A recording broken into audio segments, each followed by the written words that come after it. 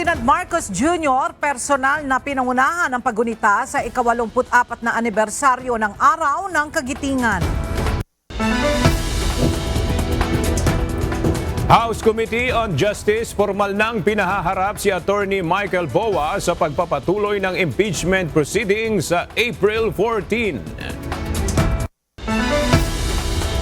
Nakatakdang pagdinig kaugnay na maanumalyang flood control project sa April 14, ipinagpaliban muna ng Senate Blue Ribbon Committee. West Philippine Sea Advocate tutol sa planong joint exploration ng pamahalaan sa China.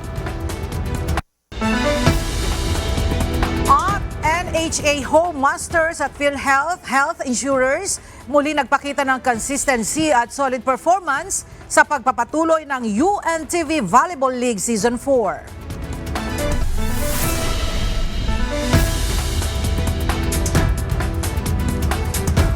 Magandang tanghali mga kasangbahay. Ngayon po ay araw ng Huwebes, April 9, 2026. Tayo po ay sabayang napapakinggan sa Radyo La Verdad 1350, ang UNTV Radio. At una sa mga balita ngayong tanghali. Nagbabala ang Department of Agriculture o DA sa posibleng matinding pagbagsak ng produksyon ng bigas sa bansa. Bunsod ng patuloy na pagtaas ng presyo ng pataba, dulot ng kaguluhan sa gitnang silangan. Ayon sa ahensya, maaaring bumaba ng 20 hanggang 50% ang ani kung hindi agad makakakilos ang pamahalaan. Sa pagdinig ng Senate Committee on Agriculture, Food and Agrarian Reform, binigyan diin ng ahensya ang kakulangan ng murang agricultural inputs na makaapekto sa inaasahang 10 milyong metric tons ng supply ng bigas sa Agosto hanggang Setyembre. Batay sa paunang pagtataya ng DA, maaaring mawalan ng 2 million metric tons ng produksyon at sa pinakamasamang sitwasyon, umabot pa sa kalahati ng kabuang ani. Samantala, nanawagan si Senator Francis Pangilinan sa pamahalaan at pribadong sektor na maghanda sa posibleng food shock bunsod ng patuloy na pagtaas ng presyo ng langis at pataba. We're preparing for a food shock. And therefore, unusual, extraordinary interventions may be needed. This is not this is an unusual situation. So therefore, we will look at unusual or out-of-the-box interventions to be able to tide over the crisis. So hopefully, your association would be willing to look at possible synergies. Nangangambang tumigil na rin sa biyahe ang iba pang truckers kung walang ibibigay na fuel subsidy ang pamahalaan. Ngunit kung ibababa ng gobyerno sa dating presyo ang krudo, handa naman ang grupo na ibaba rin ang kanilang trucking rates. Narito ang report ni Asher Cadapan Jr. Tumigil na sa operasyon ang ilang maliliit na truckers ayon sa Integrated North Harbor Truckers Association o INHTA. Sa gitna ito ng patuloy na pagtaas sa presyo ng mga produktong petrolyo na epekto ng tensyon sa Middle East. Paliwanag ni INHTA President Teddy Gervasio, wala na rin kakayahang magbayad ang ilan nilang kliyente habang tumataas rin ang trucking rates. Kaya hindi na bumabiyahe ang ilang truckers na walang multiple clients at ilan lang ang kliyente. Dahil dito, nakiisa na rin ang naturang grupo ng truckers sa panawagan na gawing 55 pesos ang presyo ng kada litro ng krudo at gawing subsidiya ng gobyerno ang dagdag singil sa petrolyo. Ngunit habang hindi pa ito nangyayari, ang tanging nakikita nilang solusyon ay patuloy na itaas ang trucking rates. Mapipilitan po kami magtaas ng presyo. Subalit, sa taas ng diesel, hindi na rin po kayang magbayad ng ating mga customer. Kaya wala po kaming magagawa kung hindi iparada yung aming mga truck at hindi na lamang kami bibiyahe. Dahil from 3,000 pesos, ang diesel namin ngayon 9,000. Sa binabayad sa aming 12,000 pesos, 3,000 na lang ang allowance namin para sa ipapanggastusin. Hindi ka na bibiyahe. Kung titigil sa biyahe ang mga trucker, malaking epekto ang kanilang nakikita hindi lang sa kanilang industriya kundi sa iba pang sektor. Ang problema ang nakikita natin dito, walang magmumove ng ating mga kargamento from the port to the plants and factories, walang maglalabas ng mga finished products papunta sa Visayas, Mindanao, papunta ng export at papunta sa ating mga grocery. Yung pong mga trabahador natin, mga factory workers, wala na rin gagawin sa planta. Hindi na po kakayanin ng mga manufacturers na idagdag yung presyo na aming sinisingil para doon sa kanilang mga produkto. Para sa Truckers Group, malaking bagay na kung iro-rollback ng gobyerno ang presyo ng krudo sa 55 pesos kada litro. Sa March 11, nagtaas po kami ng rate. Ngayon, magtataas kami ng mas mataas pa dahil malaki na. Kapag po bukas ay sinabi nila na 55 pesos yung mabibili naming diesel, in the span of 3 to 5 days, automatic, hindi namin kailangan makipag-usap, ibababa namin sa dati yung aming mga tracking rates. Asher Kadapan Jr., UNTV News and Rescue. Diyos ang aming sandigan, serbisyo publiko ang aming pinahahalagahan. Sa gitna ng mga naging usapin sa social media hinggil sa pagkakasakit ng Pangulo, naglabas kahapon ang Malacanang ng isang video at ilang mga larawan na nagpapatunay na walang problema sa kanyang kalusugan.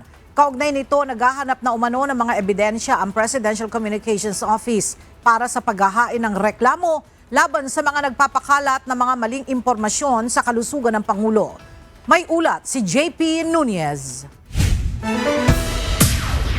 Pinawi ng Malacanang ang naging maugong na usapan sa social media hinggil sa kalusugan ng Pangulo sa pamamagitan ng paglalabas ng isang video kahapon, April 8. Sa naturang video, iginiit ng Pangulo na walang problema sa kanyang kalusugan. Ganun pa rin. Yun na nga, I'm struggling kasi ayoko tumaba ulit. Nawala na yung taba ko, baka babalik. So that's what I'm taking care of. But I want to magpapasalamat naman ako sa mga nag-aalala sa akin. Huwag niyo pong masyadong siniseryoso. Alam mo naman ang social media, palabiro yan eh. At wala po tayong problema.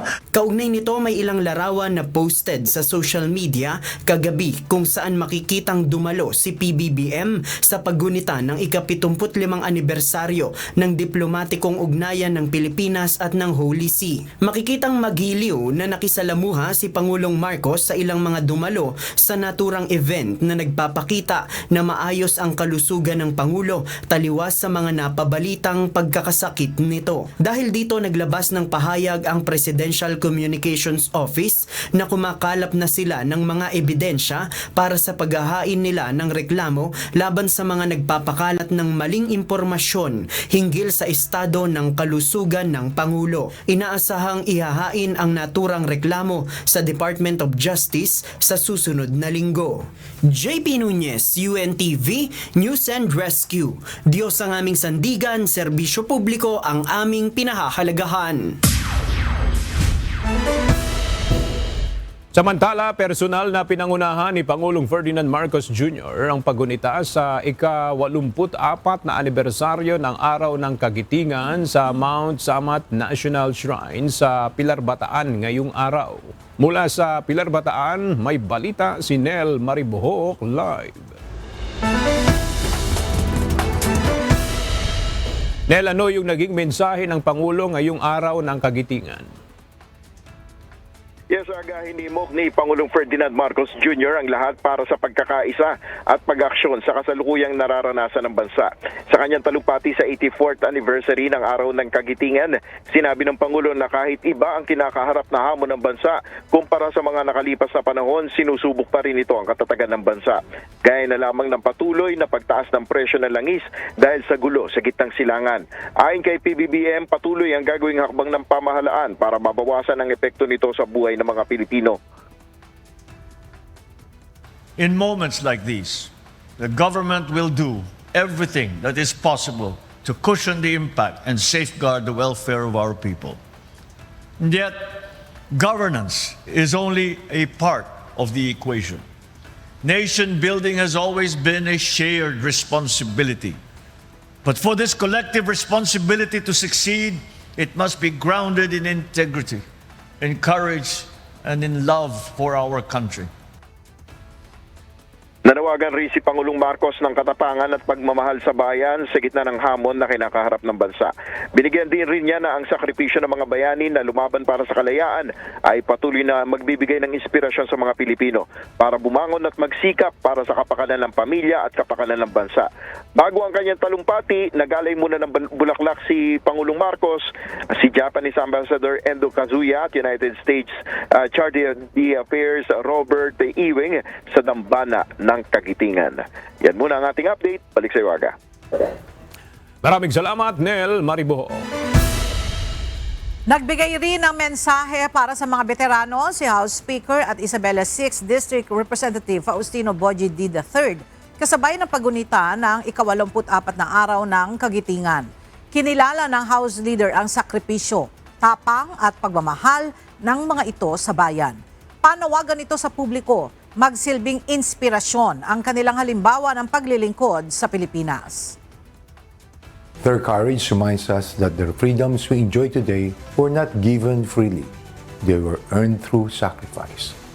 Ang tunay na kagitingan ay hindi lamang makikita sa gitna ng digmaan. Nakikita rin ito sa araw-araw na pagsisikap ng bawat Pilipino na maglingkod, tumulong sa kapwa, at magtayo ng mas maayos na kinabukasan para sa ating bansa. Naway magsilbing inspirasyon ng kanilang halimbawa upang patuloy nating mahalin, ipagtanggol at paglingkuran ang ating inang bayan. Itutuloy pa rin ang impeachment proceedings ng House of Representatives hinggil sa impeachment complaints laban kay Vice President Sara Duterte. Ito'y sa kabila ng direktiba ng Korte Suprema sa Kamara na magsumite ng kanilang komento sa mga petisyong inihain laban sa isinasagawang pagdinig. May ulat si Rosa Licos. Sa kawalan ng temporary restraining order o preliminary injunction mula sa Korte Suprema, ipagpapatuloy ng Kamara ang mandato nito sang-ayon sa konstitusyon. Yan ang pahayag ni House Speaker at Isabela 6th District Representative Faustino Boji D. III na wini-welcome ang kautusan ng Korte Suprema sa Kamara. May 10 araw ang kapulungan para magsumite ng komento nito sa Supreme Court kaugnay ng mga petisyong inihain ni na Attorney Israelito Torion at Vice President Duterte laban sa impeachment proceedings ng House of Representatives. Dagdag pa ng House Leader, itutuloy ng House Committee on Justice ang proseso ng impeachment laban kay Vice President Duterte alinsunod sa nakasaad sa ligang batas. Sa pamamagitan ito anya ng patas, maayos at nakabatay sa ebidensyang proseso kung saan bibigyan ng pagkakataon ang lahat ng partidong marinig ang kanilang panig. Ganito rin ang paninindigan ni Bicol Sero Party List Representative Terry Ridon, miyembro ng House Justice Committee. Tuloy ang pagdinig sa April 14 at pagpresenta ng mga ebidensya at testigo laban kay VP Duterte. Kabilang narito si Ramil Madriaga, ang nagpapakilalang bagman ng Vice Presidente na inutusan umanong mag-deliver ng malaking halaga ng salapi sa iba't ibang tao. The April 14 hearing will proceed as it should. No? So the SALNs, the BIR documents, the income tax returns, the financial statements from the Securities and Exchange Commission will be submitted and will be presented on that date. More importantly, Ramil Madriaga has been ordered to appear by the court itself.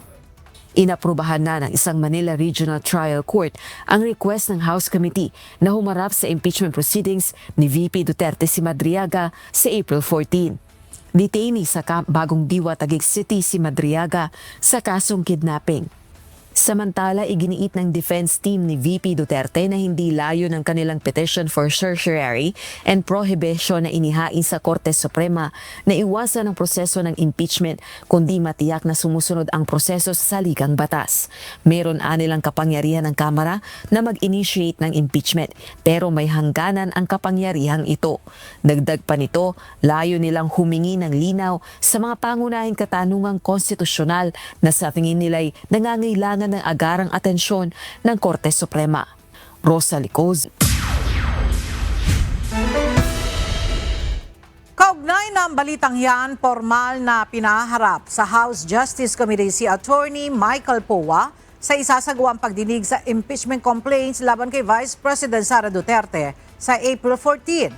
Kaugnay ito ng alegasyong maling paggamit ng confidential funds ng kalihim ng Department of Education ang Vice Presidente kung kailan Chief of Staff ang abogado. Alamin natin ang detalye mula sa report ni Rosalie Coz live. Rosalie, may tugon na ba sa sabpina si Attorney Michael Powa?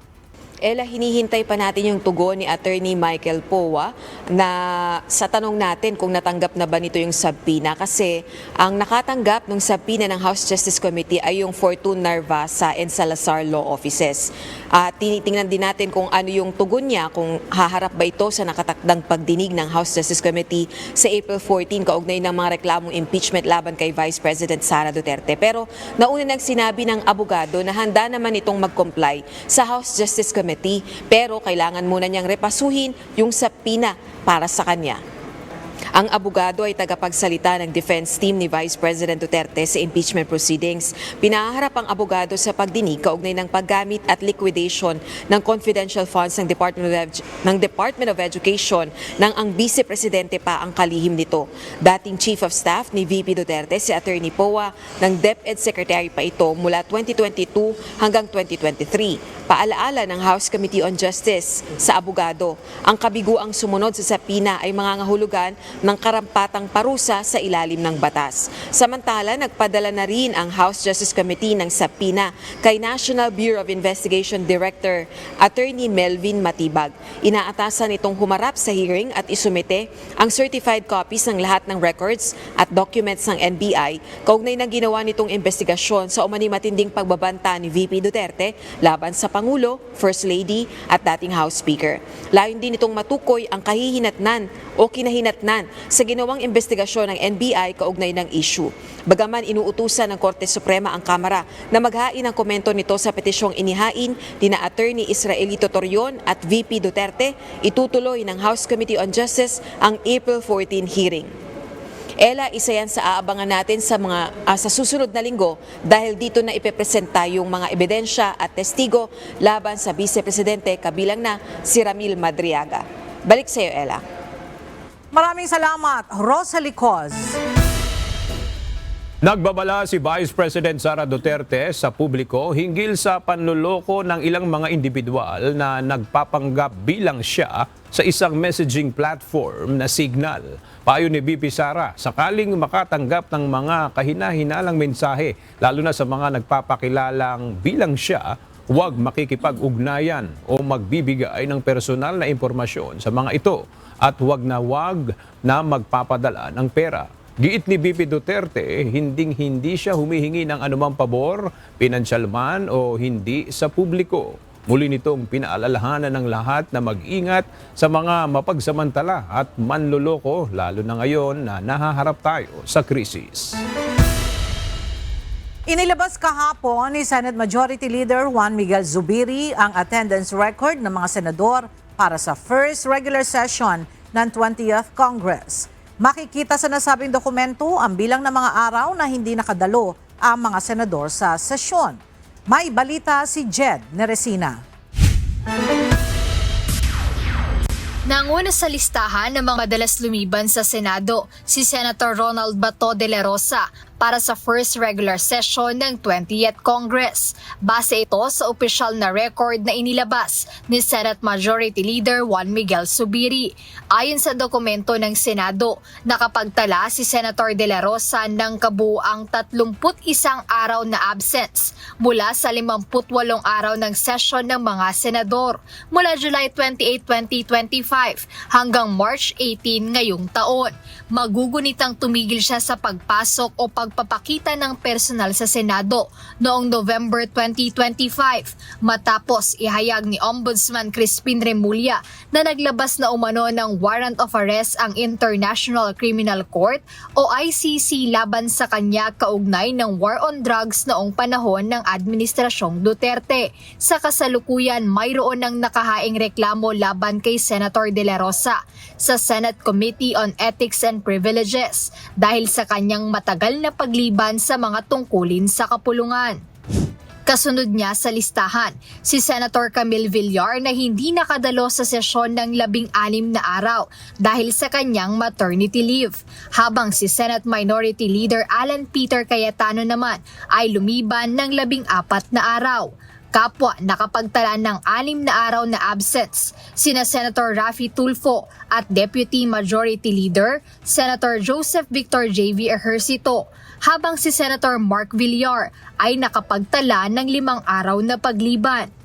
Bukod dito, mayroong 3 araw na absence, si Senator Pia Cayetano, samantalang si Senate President Pro Tempore Panfiloping Lacson, Senator Lito Lapid at Senator Loren Legarda ay nakapagtala ng tig-2 araw na pagliban. Batay pa rin sa opisyal na record ng Senado, nakapagtala naman ng tig-1 araw na absence sina Senator Francis Kiko Pangilinan, Senator Erwin Tulfo at Senator Francis Cheese Escudero. Samantala nakakuha ng perfect attendance o walang naitalang absent at hindi nahuli sa roll call sa loob ng 58 araw ng sesyon sina Senate President Vicente Tito Soto III kasama sina Senator Jinggoy Estrada, Senator Robin Padilla at Senator Joel Villanueva. Jedne Resina, UNTV News and Rescue. Diyos ang aming sandigan, serbisyo publiko ang aming pinahahalagahan. Inaasahang dadating na sa bansa ngayong araw ang nasa 166 na mga overseas Filipino workers at kanilang dependents mula sa Kuwait. 11:15 a.m. ang kanilang expected arrival, pero ayon sa Overseas Workers Welfare Administration o OWA, na-delay ang kanilang flight. Inaasahang lalapag ang eroplanong kanilang sinasakyan sa Ninoy Aquino International Airport o NAIA Terminal 3 ng 1:15 p.m. Sakay sila ng Gulf Air Flight GF154 mula sa Kingdom of Saudi Arabia sa pamamagitan ng repatriation effort ng gobyerno dahil sa tensyon sa gitnang silangan. Aabot sa 15,000 request ng repatriation assistance na natanggap ng Department of Migrant Workers sa gitna ng nangyayaring kaguluhan sa Middle East. Ayon sa DMW, karamihan sa mga nagre-request ay pawang mga manggagawa na classified as repatriation ready o yung mga nakakumpleto na ng kaukulang requirements para makauwi ng Pilipinas. Sila ang prioridad na unahin ng DMW, lalong-lalo na yung mga distress o nasa vulnerable condition. Nilinaw naman ng ahensya na hindi lahat ng humihiling ng assistance ay nangangahulugan ng immediate o agarang repatriation. Ayon sa DMW, may mga OFW ang nagsusumite lamang ng kanilang request upang sila ay mapasama sa official monitoring list para sa kanilang access ng agarang assistance sakaling lumala pa ang sitwasyon. Samantala, may ilan namang aplikante ang nagwi-withdraw ng kanilang request matapos na maobserbahan ang unti-unting improvement. Depende sa kanilang sitwasyon. Binigyan diin ng DMW na ipinoproseso nila ang lahat ng request nang naaayon sa pangangailangan at sa pakikipag-ugnayan sa mga embahada at host countries. Optimistic ang Pilipinas sa peace talks ng US at Iran na ipa-facilitate ng Pakistan. Ayon sa Department of Foreign Affairs, umaasa ang bansa na ang kanilang negosasyon ay tuluyang tatapos sa gulo at magdudulot ng pangmatagalang kapayapaan. Umaasa ang Pilipinas na lahat ng partido ay mareresolba ang gulo sa sinserong mga dialogo at diplomasya. Ininspeksyon ngayong araw ni Department of Public Works and Highways o DPWH Secretary Vince Dizon ang Estrada Bypass Road sa Capas, Tarlac. Ayon sa kalihim, mahalagang maponduhan ang proyekto para magsilbing farm-to-market road na makatutulong sa mga magsasaka. Dudugtong ito patungong Clark, Pampanga at magsisilbing alternatibong ruta sa MacArthur Highway. Hindi matutuloy ang nakatakdang muling pagdinig ng Senate Blue Ribbon Committee sa issue ng maanumalyang flood control project. Ayon kay Committee Chairperson Senator Panfilo Lacson, ipinagpaliban muna nila ito. Ang detalye sa report ni Jed Neresina live. Jed, ano yung dahilan ng pagpapaliban ng Senado sa dapat sanang hearing ng Blue Ribbon sa susunod na linggo? Aga ayon sa chairperson ng komite na si Senator Lacson, ipinagpaliban muna yung nakatakdasa ng pagdinig ng Blue Ribbon sa susunod na linggo habang inaantay yung formal na pagsusumite ng sinumpaang salaysay ni former Governor Chavit Singson maging doon sa mga pirmang kailangan pa ng partial committee report. Hindi na muna itutuloy ng Senate Blue Ribbon Committee ang pagre-resume sana ng hearing sa April 14, kaugnay ng maanumalyang flood control projects. Ayon mismo sa chairman ng komite na si Senate President Pro Tempore Senator Panfilo Ping Lacson, ipinaliwanag ni Senator Lacson, maaari niyang ikonsidera ang muling pagpapatawag ng pagdinig kung makapagsusumite si former Governor Chavit Singson ng kahit kopya man lang ng kanyang draft affidavit. Sinabi ng senador na binigyan ng Blue Ribbon Committee si Singson hanggang April 7 para isumite ang kanyang draft affidavit, ngunit wala itong natanggap na tugon. Una nang nabanggit ng senador sa mga nakaraang interview na personal na nagpahayag si Singson ng pagnanais na magbigay testimonya sa pagdinig ng komite, kaugnay ng kontrobersyal na mga proyekto kontra baha. Dito, inaantay din ng chairman ng Blue Ribbon kung may 5 pang miyembro ng komite ang lalagda sa partial committee report upang maipresenta ito sa plenaryo ng Senado. Sa kasalukuyan, 4 pa lamang na senador ayon kay Senator Lacson ang nakapirma sa nasabing report. Kabilang sa kanya, nakapirma rin sina Senator Risa Ontiveros, Senator Bam Aquino at Senator Francis Kiko Pangilinan. Ayon kay Senator Lacson, kulang pa ito ng 5 upang maabot ang 9 na lagda na kinakailangan upang makabuo ng mayorya at maipresenta ito sa plenaryo ng Senado. Aga minarapat din na ipagpaliban yung pagdinig ng Blue Ribbon sa susunod na linggo dahil nga dito sa nakataas na national emergency sa bansa. At bukod dito, binanggit din ni Senator Lacson na kinokonsidera niya na maghain ng chairman's report kaugnay nitong issue ng controversial na flood control projects at isumite ito sa Office of the Ombudsman kasama pa yung mga dokumento, transcript at iba pang mga ebidensyang nakalap sa mga nakaraang pagdinig ng komite. Ayan muna update, balik sa inyo Aga. Maraming salamat, Jed Neresina. Pinayagan ng Commission on Higher Education ang pag-shift sa 100% online classes ng mga higher education institutions o HEI sa gitna ng nararanasang krisis sa langis bunsod ng tensyon sa Middle East. Ayon kay CHED Chairperson Shirley Agrupis, ito ay isang temporary crisis response measure sa ilalim ng Academic Sustainability Plan gaya ng ginawa noong COVID-19 pandemic. Alinsunod na rin ito sa panawagan ng pamahalaan na pagtitipid sa konsumo ng langis at enerhiya sa gitna ng State of National Energy Emergency. Gayunman, binigyan diin ng CHED na nakadepende pa rin ito sa kakayahan at kahandaan ng mga HEI na magsagawa ng pure online classes. Layo na rin ang hakbang na ito na tulungan ng mga paaralan, mga guro at estudyante na makatipid sa gastusin sa gitna ng nagtataas ang mga presyo ng bilihin dulot ng sobrang mahal na presyo ng langis. Pansamantalang pinayagan ng Department of Education ang pagpapatupad ng blended learning sa mga pribadong paaralan mula kinder hanggang grade 12. Bahagi pa rin ito ng mga hakbang na ginagawa ng pamahalaan upang ibsan ang epekto ng sobrang pagtaas ng presyo ng langis. Pinayagan ng DepEd ang pagsasagawa ng kombinasyon ng face-to-face classes at remote learning. Pinahihintulutan din ng DepEd ang synchronous at asynchronous remote session ng klase para sa mga private school na mayroon pa ring pasok sa ngayon. Sa kulungan ang bagsak ng isang tricycle driver matapos maaresto ng mga pulis sa barangay Maharlika, Taguig City dahil sa iligal na droga.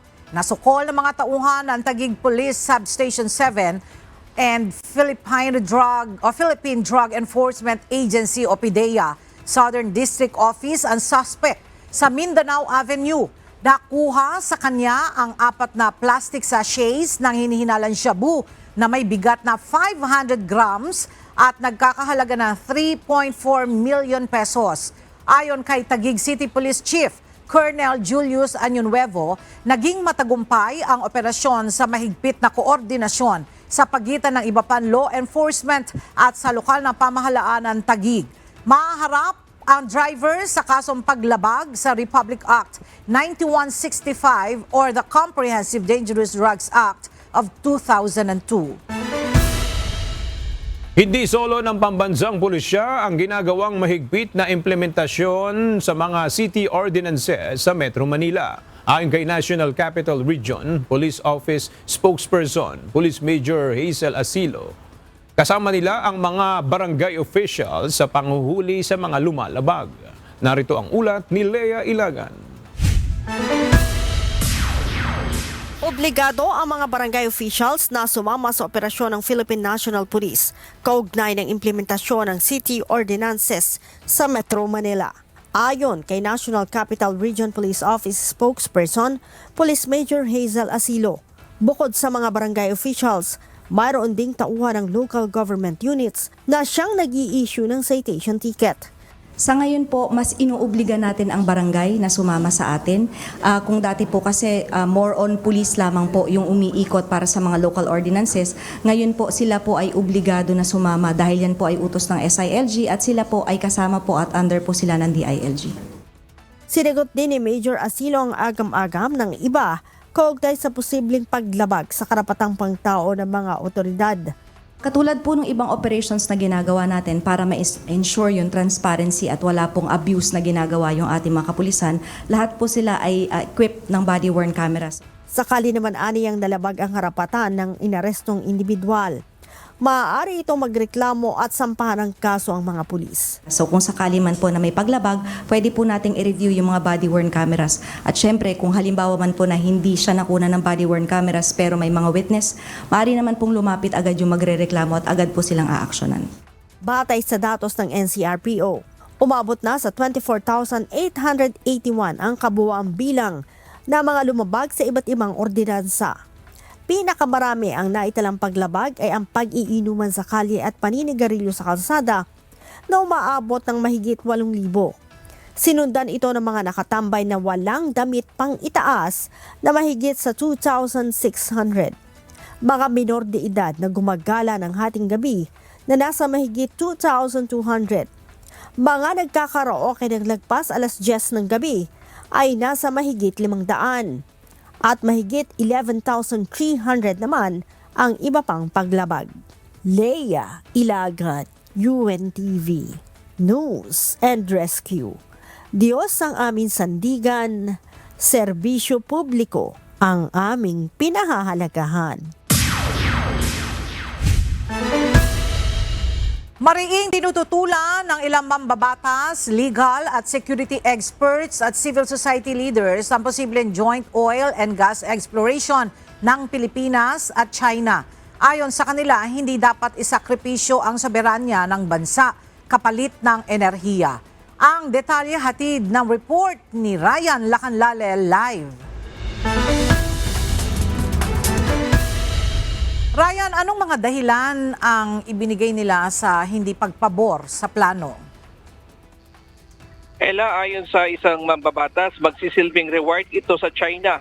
Mapanganib din anya sa soberanya ng Pilipinas ang joint oil exploration. Sa gitna ng pagunita ng Araw ng Kagitingan, naninindigan ang grupong akbayan laban sa planong joint exploration ng Pilipinas at China sa West Philippine Sea. Ayon kay Akbayan President Rafaela David, isang panganib sa soberanya ng bansa ang anumang kasunduan at hindi patas at walang sapat na konsultasyon sa publiko. Bagamat kinikilalaan niya ng grupo ang pangangailangan na palakasin ang energy security ng bansa sa gitna ng global oil crisis, iginiit nilang hindi ito dapat makamit kapalit ng teritoryo at karapatan ng Pilipinas. Dagdag pa ng grupo, hindi rin umano agarang solusyon ang joint exploration dahil aabuti ng ilang taon bago ito magbunga.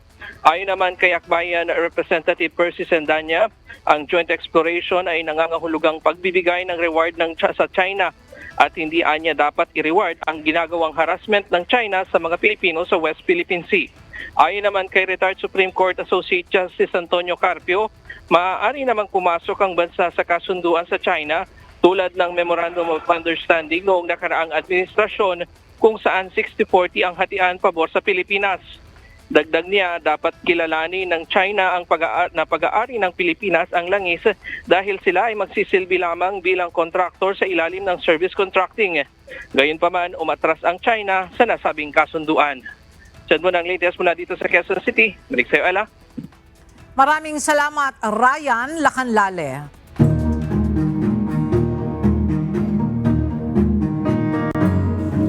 Wala pa ring opisyal na kumpirmasyon ang Civil Aviation Authority of the Philippines o CAAP kaugnay ng umano'y pagbagsak ng isang light aircraft malapit sa Dinagat Islands. Pero ayon sa provincial government, natagpuan na ang mga debris ng eroplano at patuloy ang search and rescue operations sa Barangay Navarro, Bayan ng Tubahon. Batay sa mga ulat, ang nasabing eroplano ay isang Cessna 182RG na may registration number RP-C2444 na lumipad mula Subic Bay International Airport at papunta sa Siargao Airport. Naiulat din na may mga residenteng nakarinig ng malakas na tunog na tila pagsabog bandang 1:00 ng hapon bago natagpuan ang mga bahagi ng eroplano sa lugar. Samantala, nakikipag-ugnayan ang Surigao del Norte PDRRMO sa Philippine Aeronautical Rescue Coordination Center para sa patuloy na monitoring at response operations. Hanggang sa ngayon, hindi pa matiyak ang kalagayan ng mga pasahero at crew ng nasabing eroplano. Dismayadong umuwi ang ilang mga tricycle drivers sa Bulacan kahapon matapos na bigong makatanggap ng ipinamamahaging cash relief assistance ng Department of Social Welfare and Development. Sa kabila nito, tiniyak ng DSWD Central Luzon Region na magsasagawa sila ng special payout day para sa mga tricycle driver na nagkaproblema sa pagkuha ng ayuda. May report si Nestor Torres. 15 syudad sa Central Luzon ang nakiisa sa cash relief assistance ng Department of Social Welfare o DSWD kahapon. Sa Santa Isabel Elementary School sa Malolos, Bulacan, may ilang tricycle drivers ang umuwi na lamang matapos na mabigong makuha ang 5,000 piso na cash relief assistance. Gaya na lamang ni Mang Lucino Zamoranos na hindi nabigyan ng ayuda dahil may problema ang kanyang driver license at hindi rin tugma ang kanyang detalye sa listahan ng DSWD. Baka malaking labala kasi ganito na bago-bago sir eh. Tulad dito na nangyari sa akin sa lisensya ko, ang sa kanila, nakakita sa junior sa Zamoranos, ito nakarugtong. Ibig sabihin dito, hindi na kami nagtugma doon sa kanila, sa encoder nila. Dapat ito saka yung nila magkatugma to. Ito dapat sundin daw sa lisensya. Labis na nangihinayang si Mang Lucino na hindi siya nakakuha ng ayuda. Gayong marami pa naman sana siyang plano sa cash assistance na matatanggap. Sakasakali sana sir, papasa mga gasolina, pagkain, tapos yung ng maintenance ng motor. Kaso na, dismaya ako. Natapat tayo sa ganitong sitwasyon eh. Hindi, namasada na lang po ako. Gaya ni Mang Lucino, ganito rin ang naging problema ng ilang pang mga tricycle driver sa Bulacan na bigong makakuha ng cash relief assistance. Paliwanag naman ni DSWD Region 3 Regional Director Venus Rabuldela, hindi maaaring i-release ang ayuda kapag may mga detalye ang mga driver na hindi tumutugma sa kanilang listahan. Ayon sa opisyal, kailangan muna itong ayusin at i-reconcile ang mga datos sa mga LGU bago sila mabigyan ng cash assistance. Tiniyak naman ng ahensya na magsasagawa sila ng special payment day sa mga susunod na araw para doon sa mga tricycle driver na nagkaproblema sa kanilang record. Ang listahan po kasi galing po yan sa local government unit. Ngayon po, si DSWD nagbabayad lang po base po doon sa submitted sa amin. Kung may mali po doon sa mga pangalan po ito po ay aayusin po ng LGU at magkakaroon po ng special payout ang gagawin po natin together with the local government unit. Kaya meron po tayong help desk doon sa area. Dahil since ang listahan ay galing po sa local government unit, marapat lamang pong i-correct po ng LGU yung listahan. Tapos ibalik po sa amin para ma-payroll ulit po namin for special. Paalala ng DSWD na bawal kumuha ng payout ang sinamang representative ng tricycle driver. Binigyang din nito na kailangan sila ang personal na kukuha ng cash assistance, dala ang kanilang driver license at photocopy nito. Bawal po ang representative, bawal din po kung kayo po ay may reklamo dahil hindi po kayo nakalista, baka po koloro. Kaya po bawal din po ang koloro. Kaya ang amin pong bilin lagi, magipag-ugnayan po sa ating local government unit para po malaman po ninyo kung kailan po yung nakatakdang araw po ng payout po ninyo. Mula sa 70,000 tricycle driver sa Central Luzon region na target mabigyan ng cash relief assistance.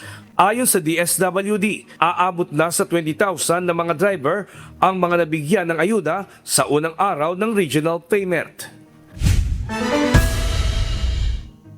Mamamahagi ng bigas ang Cebu Provincial Government sa mga driver ng pampasaherong jeep sa probinsya ngayong araw. Sisimula ang pamamahagi ng 10 kilong bigas mamayang 1:30 sa Capitol Grounds. Ang mga tsuper na makatatanggap ng bigas ay batay sa ibinigay ng LTFRB Region 7 na rehistrado sa mga transport operator sa Cebu.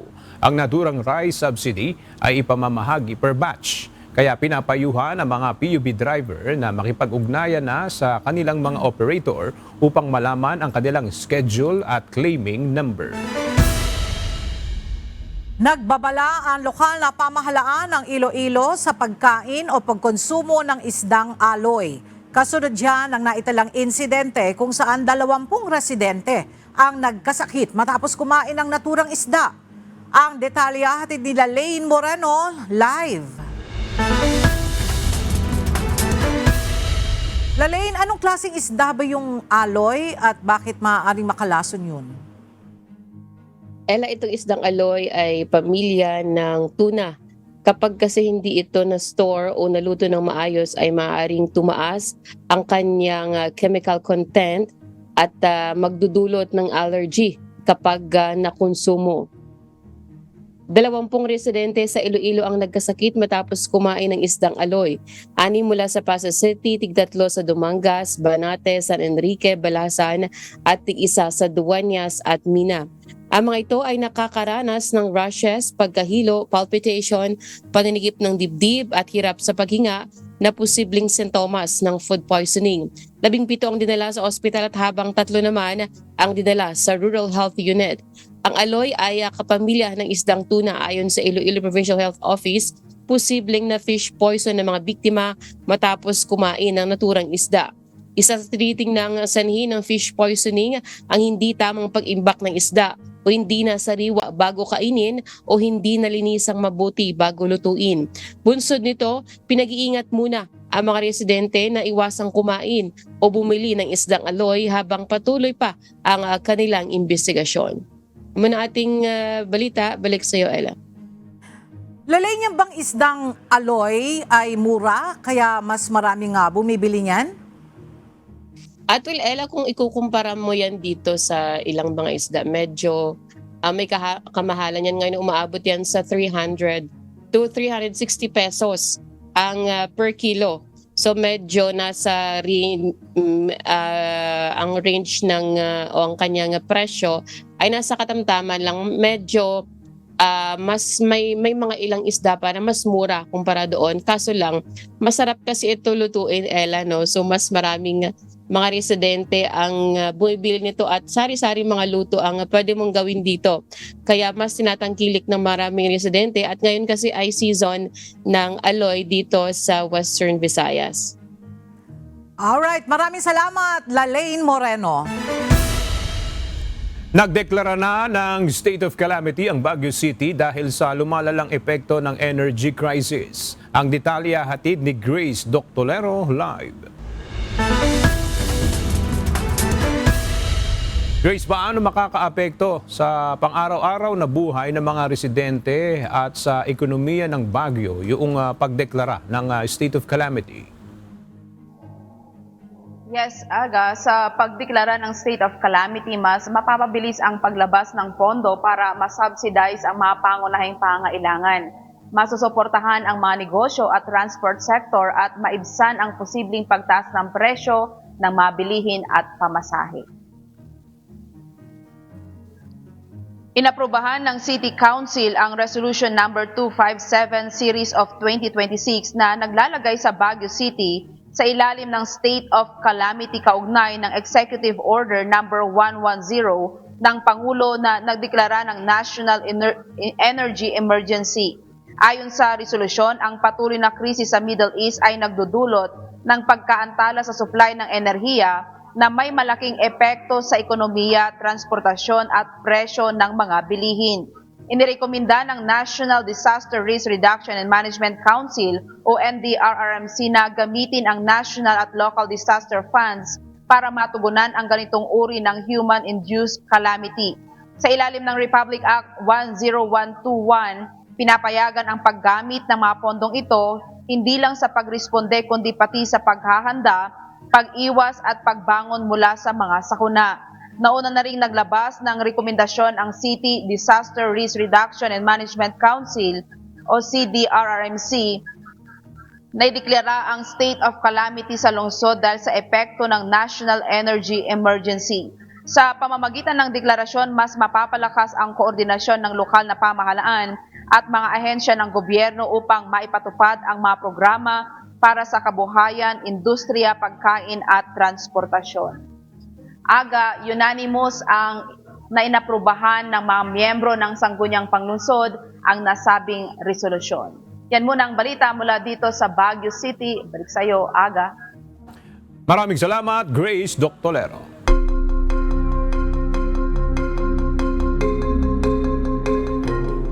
Inaresto ng Abu Dhabi Police ang nasa 400 individual dahil sa pagvivideo ng mga sensitibong lokasyon at pagpapalaganap ng maling impormasyon tungkol sa gyera sa Middle East. Ayon sa mga otoridad, sa kabila ng paulit-ulit na mga babala, patuloy na binabaliwala ng mga ito ang mga opisyal na tagubilin. Sinabi ng mga pulis na hindi sila magdadalawang isip na magsagawa ng legal na aksyon at parusahan ang sinumang napatunayang lumilikha ng panik o nagtatangkang linlangin ang pananaw ng publiko. Ang mga dinakip ay inirefer na sa public prosecution para sa karampatang aksyon. Masasabing matagumpay ang pag-ikot sa buwan ng Artemis II mission maliban sa isang problema, ang $23 million toilet na biglang nagbara.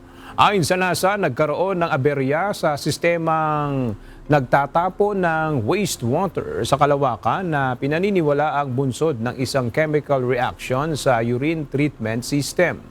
Mabuti na lamang at hiwalay ang fecal disposal system at ito ay gumagana ng maayos. Nauna nang inireport ni astronaut Christina Koch ang kakaibang amoy mula sa Universal Waste Management System na inilarawan niyang burning heater smell.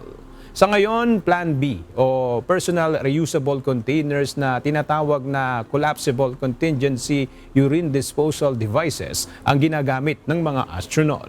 Unang lumitaw ang problema ilang oras matapos ang lift-off mula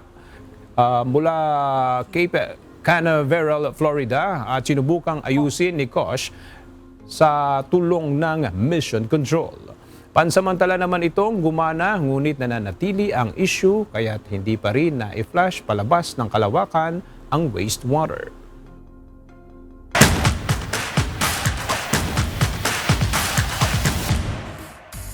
Sa pagpapatuloy ng aksyon sa UNTV Volleyball League Season 4, muling pinatatag ng NHA, Home Masters at PhilHealth Health Insurers ang kanilang pwesto sa team standings matapos dominahin ang kanilang laban sa ipinakitang determinasyon at consistency sa bawat set sa naging laro kahapon. Ang detalye hatid ng balita ni Mia Alonzo. Patuloy ang mainit na tagisan sa naging laro sa UNTV Volleyball League kahapon. Muling ipinakita ng bawat koponan ang kanilang consistency, depensa, atake at determinasyon na manalo sa bawat match. Malaking pressure para sa AFP Lady Gunner ang kanilang naging laban kontra PhilHealth Health Insurers. Mula pa noong magsimula ang Season 4 ng UVL, wala pang naitatalang setback o pagkatalo ang health insurers.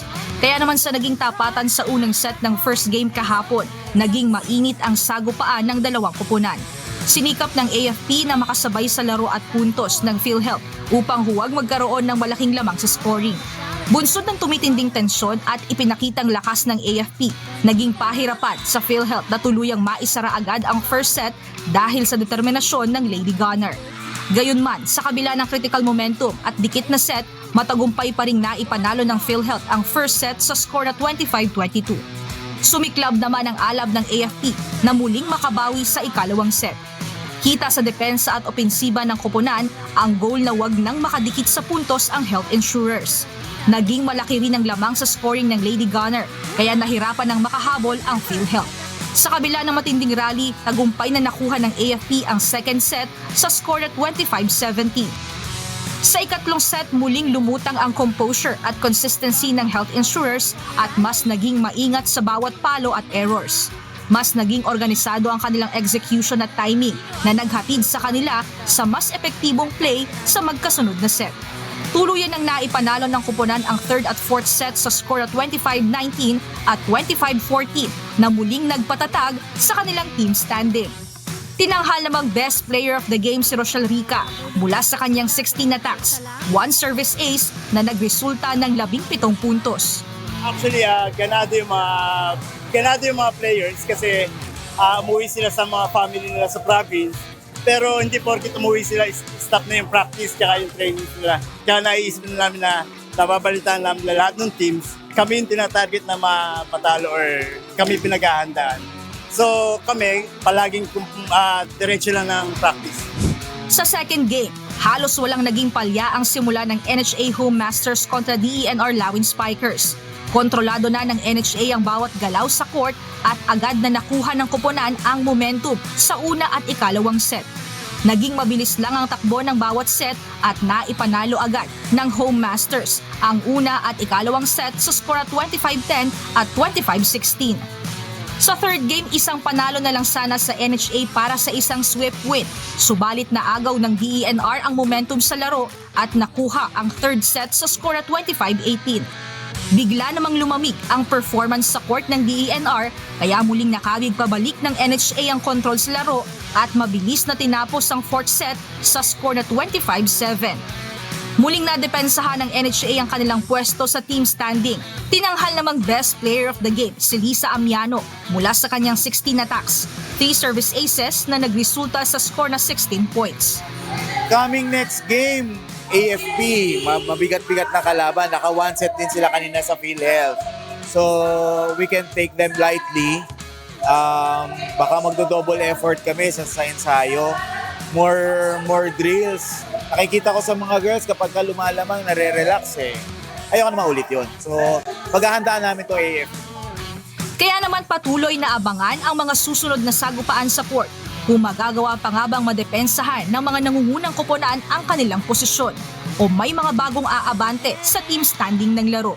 Abangan sa April 15 ang muling pagsabak ng bawat ahensya ng pamahalaan sa tagisan ng galing sa volleyball. Sa unang match, magtatagpo ang DFA Emissaries kontra PNP Lady Patrollers sa ganap na 2:00 ng tanghali.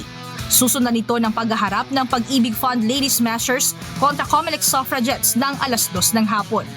Kaya naman patuloy na tutukan ang paghaharap ng mga koponan sa nag-iisang liga ng public servants. Abangan ang exciting volleyball action via live streaming sa Facebook at YouTube channel ng UNTV Sports. Win in sports, win for charity. Mia Alonso, UNTV News and Rescue. Diyos ang aming sandigan, serbisyo publiko ang aming pinahahalagahan.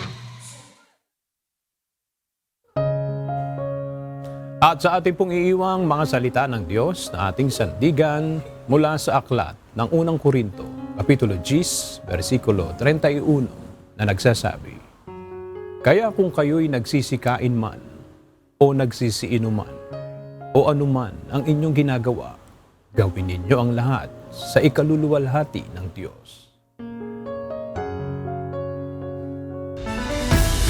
At yan ang mga balitang aming tinutukan at inaksyonan dahil sa aming pagbabalita, una ang pagkalinga sa kapwa. UNTV CE News, may balita saan bang panig ng daigdig.